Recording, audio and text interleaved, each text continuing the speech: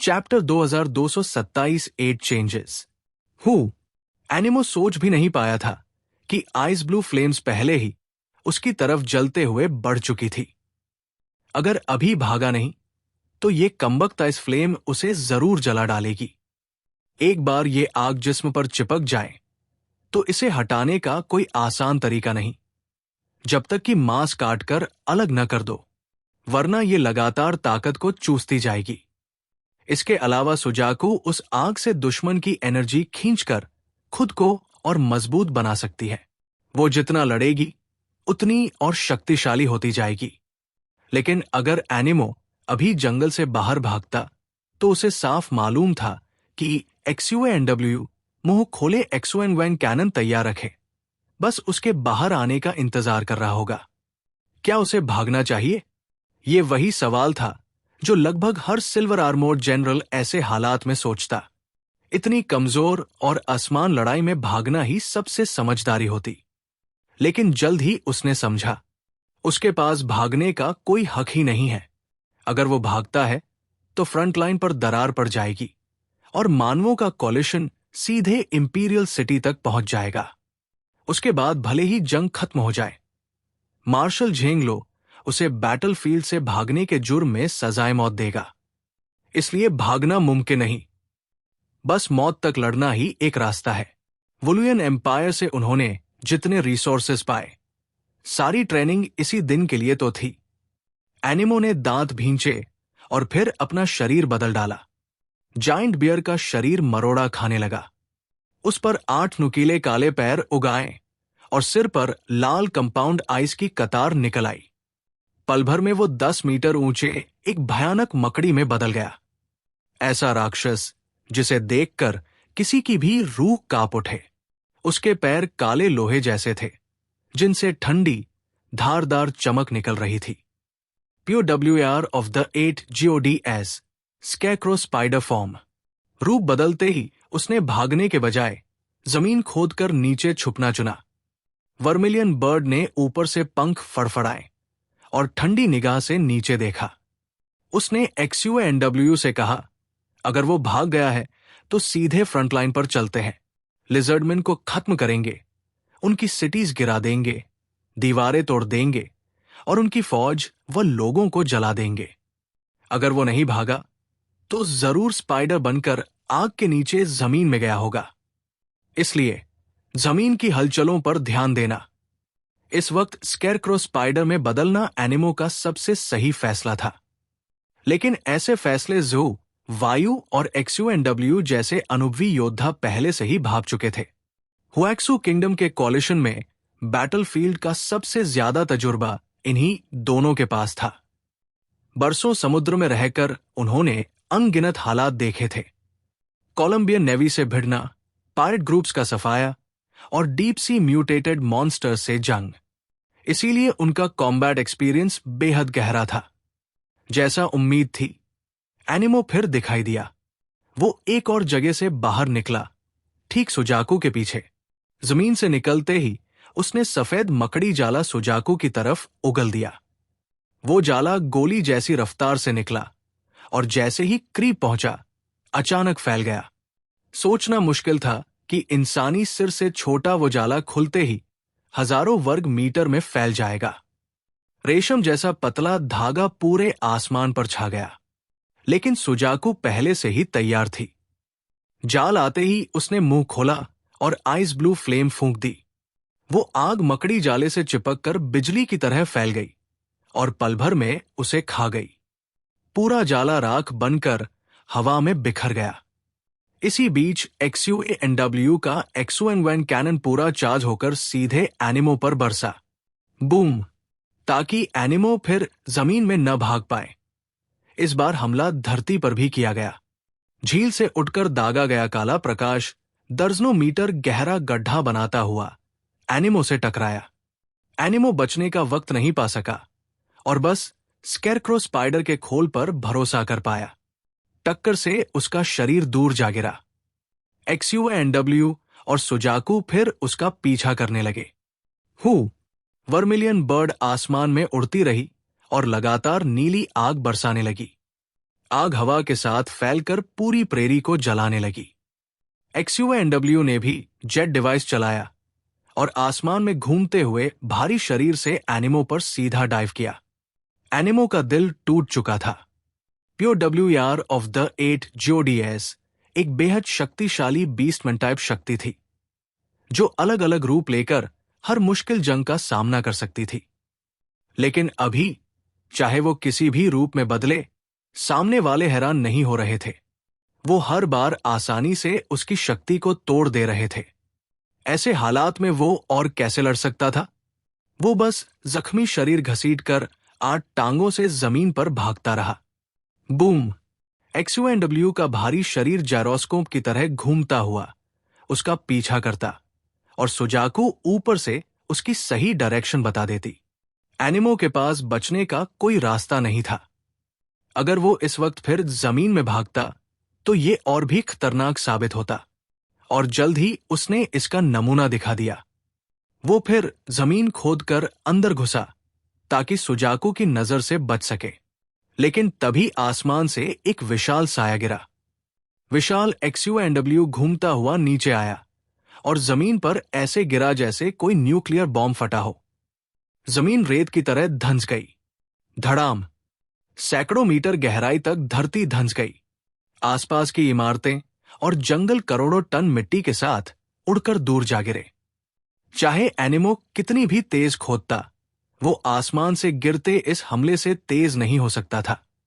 उसका शरीर लगभग XUV-NW से कुचल ही गया। आखिरी पल पर उसने रूप बदल डाला। वो स्कैरक्रो स्पाइडर से बदलकर लंबा अर्थवॉर्म बन गया। ये घिनौना और चिपचिपा रूप बीस्टमैन टाइप शक्तियों में सबसे बेकार माना जाता था। न स्पीड, न ताकत, कोई खासियत नहीं। बस इसकी सबसे बड़ी खासियत थी इसकी जबरदस्त जानलेवा सहन शक्ति। जैसे इस वक्त उसका शरीर XUV-NW से कुचलकर कई टुकड़ों में बंट गया, लेकिन वो मरोड़ा खाकर हिला और सबसे बड़ा हिस्सा फिर से उगाया, गायब टुकड़े जोड़ते हुए गहराई में, और नीचे भाग निकला। Chapter 2228 you run, I massacre the city. XUV-NW ने अपना विशाल शरीर हिलाया और अपनी झिल्लीदार टांगों से नीचे की मिट्टी खोदनी शुरू की। आखिरकार उसने बायोलॉजिकल रिएक्शन के आधार पर मिट्टी में एनिमो के अवशेष ढूंढ लिए। अर्थवॉर्म? वो थोड़ा निराश हुआ, क्योंकि उसने सोचा था कि ये चाल एनिमो को गहरी चोट पहुंचाएगी। लगता है वो फिर से भाग गया। वर्मिलियन बर्ड आसमान में ऊंचाई पर उड़ रही थी। नीचे आने का उसका कोई इरादा नहीं था। उसका फायदा यही था कि वो दूरी बनाए रखते हुए फायर से हमला कर सकती थी, जिससे दुश्मन को पलटवार का कोई मौका न मिले। तो चलो फिर शहर का कत्लेआम करते हैं। सुजाकू की आवाज बेहद ठंडी थी। ठीक है, XUV-NW को भी कोई आपत्ति नहीं थी। इस वक्त दोनों को इस भागे हुए दुश्मन से और लड़ाई करने में कोई दिलचस्पी नहीं थी। अगर एनिमो बिना लड़े भाग गया तो इसका मतलब था कि जंग वो पहले ही हार चुका था। वो जनरल्स थे, साधारण सैनिक नहीं। उन्हें पूरे युद्ध की जीत की चिंता थी। जब तक पूरा वोलुयन एम्पायर जीत लिया जाए, ये लिजर्डमैन कुत्ते अब हमारे लिए खतरा नहीं रहेंगे। दोनों की आवाज इतनी ऊंची थी कि उन्होंने जानबूझकर एनिमो को सुनने दिया, ताकि वो मजबूर होकर बाहर निकले। इस वक्त एनिमो गहरी पीड़ा में था। सिर्फ वही नहीं, सिल्वर आर्मोर्ड जनरल्स की बातचीत से उसने समझ लिया था कि लगभग हर बैटलफील्ड पर हालात एक जैसे थे, और ज्यादातर एलियन बैटलफील्ड्स पर वो पहले से ही हार की कगार पर थे। सिर्फ कुछ पुराने ताकतवर लोग अपने अनुभव से हार को रोक पा रहे थे। लेकिन पूरी तस्वीर देखकर साफ लग रहा था कि हालात बेहद बुरे हैं। सबसे पहले तो उनकी सेना पूरी तरह से कुचल दी गई थी। दूसरे, हाई लेवल इनह्यूमन स्तर पर भी उनका अजय ग्रैंड मार्शल दुश्मन के सुपीरियर इनह्यूमन्स से जबरदस्त लड़ाई में फंसा हुआ था। अब लड़ाई शुरू हुए 1 घंटे से ज्यादा हो चुका था, लेकिन झेंग लो अब तक अपने प्रतिद्वंद्वी को हरा नहीं पाया था। अगर ऐसा ही चलता रहा तो वोलुयन एम्पायर का भविष्य खतरे में पड़ जाएगा। एनिमो जूझ रहा था। ये मौत के डर से नहीं था, बल्कि इसलिए कि वो इतनी बेकार लड़ाई में मरना नहीं चाहता था। असल में साम्राज्य के उच्च नेता भी इन हालात को भली भांति देख रहे थे। हालांकि वो हर बैटलफील्ड को साफ साफ नहीं देख सकते थे, मगर लगातार पीछे हटती हुई फ्रंट लाइन एक अनडिनाएबल सच था। उच्च अधिकारियों की अधीर आवाजें सिल्वर आर्मोर्ड जनरल्स तक पहुंच रही थी। हमें हर हाल में इस लाइन की रक्षा करनी होगी। किसी भी सूरत में इन लोगों को सेंट्रल सिटी तक पहुंचने नहीं देना है। एक बार अगर सेंट्रल सिटी गिर गया तो साम्राज्य खत्म हो जाएगा। सेंट्रल सिटी न सिर्फ शाही परिवार और रईसों के घर थे, बल्कि साम्राज्य के मुख्य उद्योगों का केंद्र भी था, जैसे advanced scientific research institutions, cutting edge companies और एनर्जी सेंटर्स। अगर सेंट्रल सिटी पर कब्जा हो गया तो इसका मतलब था वुलुयन एम्पायर पूरी तरह पंगु हो जाएगा। सीई ने अपने हाथ की रिंग को और तेज घुमाया और अपने आदमियों को आदेश देने लगा। अंडरग्राउंड ड्रिफ्टिंग प्लान का उपकरण तैयार था। उसने बिना किसी हिचकिचाहट के आदेश दिया, हमारे सीड्स को बाहर भेज दो, वुलुयन एम्पायर से दूर। चाहे आज यहां कुछ भी हो जाए, हमें वुलुयन ट्राइब के लिए उम्मीद की एक किरण बचाकर रखनी होगी। हालात नाजुक थे और अब और देर करना मुमकिन नहीं था। एक मंत्री जल्दी से दौड़ता हुआ आया और सीई से बोला, महाराज, अभी हम हारे नहीं हैं। मार्शल झेंग लो ने साम्राज्य की सारी ताकत झोंक दी है आखिरी लड़ाई में। बस अगर वो जीत गया तो हमारे पास अभी भी मौका है। उसके पास कहने के लिए आधा वाक्य और था, लेकिन जैसे ही उसने सी यी के बाएं हाथ की रिंग देखी, वो चुप रह गया। उसका मतलब था कि अगर झेंग लो हार गया तो भी उनके पास सेल्फ असेंबली सिस्टम एक्टिवेट करने का समय होगा। लेकिन अचानक उसे एक गहरी दहशत ने घेर लिया। तर्क की नजर से देखा जाए तो वुलुयन एम्पायर अब पूरी तरह पतन के कगार पर था, मगर दिल से कौन इस सच्चाई को स्वीकार करना चाहता? साफ था कि कुछ ही समय पहले वुलुयन एम्पायर एक समृद्ध और शांतिपूर्ण जगह था। आखिर सिर्फ 2 घंटे में ऐसा क्या हो गया? कई लोग 3 साल पहले के समय को याद कर रहे थे, जब उन्होंने पहली बार सतह की दुनिया से संपर्क किया था। तब उन्हें नहीं पता था कि सरफेस क्रीचर्स किस हाल में हैं या कितने ताकतवर हैं। इसलिए उस समय सबसे शक्तिशाली मार्शल झेंग लो को भी बेहद सावधानी से जांच करनी पड़ती थी। बाद में उन्होंने पाया कि इंसान बेहद साधारण और कमजोर जीव है। तभी उनके मन में सतह की दुनिया पर कब्जा करने का ख्याल आया और भविष्य की तैयारी शुरू कर दी। उन्होंने बार बार हमला किया और हुएक्सू किंगडम के नेता को मारने के लिए टॉप एलियंस भेजे, पर नतीजा ये हुआ कि हुएक्सू किंगडम नष्ट नहीं हुआ, बल्कि उल्टा वो और मजबूत होकर बदला लेने खड़ा हो गया। सब कुछ मानो अंधेरे में पहले से तय था। बीज उन्होंने खुद बोए थे और अब फल भी वही काट रहे थे। इस लड़ाई में चाहे जीते या हारे, वुलुयन एम्पायर सबसे बड़ा हारा हुआ साबित होगा, क्योंकि अगर जीते भी तो ज्यादा से ज्यादा हुएक्सू किंगडम ही नष्ट होगा। मगर उन्हें भीषण नुकसान हुआ है। उनकी राष्ट्रीय शक्ति हजारों साल पीछे चली गई और फिर किनलिंग ड्रैगन क्लैन हुएक्सू स्टेट में मौजूद था, इसलिए वो खुलकर हमला करने की हिम्मत नहीं कर पाए। असल में ये सब उन्होंने खुद पर लादा है। नहीं, पछतावे की कोई जगह नहीं। सभ्यताओं की लड़ाई हमेशा जीवन और मृत्यु की लड़ाई होती है। अगर कुछ पछतावा था तो बस इतना कि उन्होंने हुएक्सू किंगडम की ताकत को कम आंका। तूफान आने ही वाला था और उसने पूरे वुलुयन एम्पायर को घेर लिया था।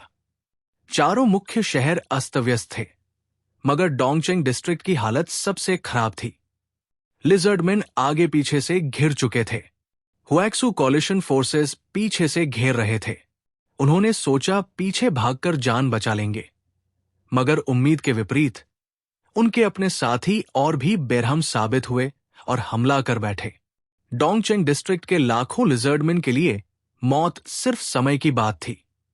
इसके मुकाबले बाकी शहरों में लिजर्डमेन को ब्लास्ट से चोट तो लगी थी, मगर बचे हुए लोगों को फिलहाल कोई बड़ा खतरा नहीं था। इस समय कुछ लिजर्डमैन ने हिम्मत जुटाई, बांटी गई वेपन्स उठाई और डोंगचेंग डिस्ट्रिक्ट के साथियों को बचाने के लिए बैटलफील्ड पर उतर पड़े। मगर वो बस कैनन फॉडर थे, जो थोड़ी देर के लिए हुएक्सू आर्मी की गति रोक पाए, मगर पूरे हालात पर कोई असर नहीं पड़ा। सीमा पर XUNW और सुजाकू सेना के साथ ईस्ट सिटी की ओर बढ़ते हुए एनिमो पर नजर रखे हुए थे। डोंगचेंग बेहद बड़ा था। जिस हिस्से पर हमला करना उनकी जिम्मेदारी थी, वो अकेले ही आधे तिएनहाई सिटी जितना बड़ा था। पूरा शहर भागते हुए लिजर्डमैन से भरा पड़ा था। वर्मिलियन बर्ड आसमान में नाचते हुए हल्के से फूंकी और आइस ब्लू फ्लेम्स, जिनमें कोई तापमान नहीं था, सड़कों पर फैल गई। वो बाढ़ की तरह बहने लगी, गलियों में मुड़कर हर जगह फैल गई। कहा जा सकता था कि लगभग हर जगह वो मौजूद थी। पल भर में सड़कों पर भागते हुए लिजर्डमैन की देह पूरी तरह जम गई। उनके शरीर की सारी एनर्जी खत्म हो गई और वो बर्फ की मूर्ति बन गए। फिर जमीन पर चटाक से गिरे और टुकड़ों में बिखर गए। सिर्फ जीवित प्राणी ही नहीं, बल्कि इमारतें भी तापमान खो रही थी।